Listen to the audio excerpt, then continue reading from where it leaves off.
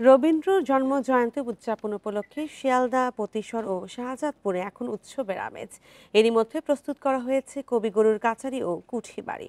এবার জাতীয়ভাবে কবির স্মৃতি বিজড়িত ওই তিন স্থানে পালিত হচ্ছে তার জন্মদিন। বান্ডেল থাকলে প্রতি সেনমানিতে টাকা বাঁচবে। বিকাশ সেনমানি বান্ডেল কিনে জিতুন প্রতি লেনদেনে। কুষ্টিয়ার শিলাইদহ কুঠিবাড়ি।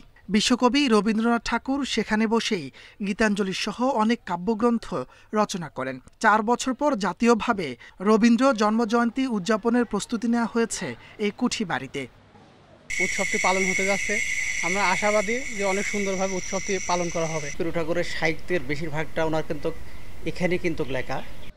আয়োজন নির্বিঘ্ন করতে সব প্রস্তুতি শেষ করেছে প্রত্নতত্ত্ব বিভাগ। 3 দিন ধরে থাকছে আলোচনা ও সাংস্কৃতিক অনুষ্ঠান।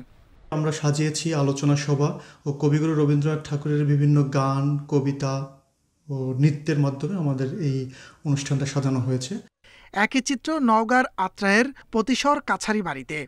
পরিষ্কার পরিচ্ছন্নতা, প্যান্ডেল ও তোরণ স্থাপন সহ প্রস্তুত করা হয়েছে দেবেন্দ্র মঞ্চ। আলোচনা সভা, সাংস্কৃতিক অনুষ্ঠান ছাড়াও সেখানে থাকছে 3 দিনের গ্রামীণ মেলা।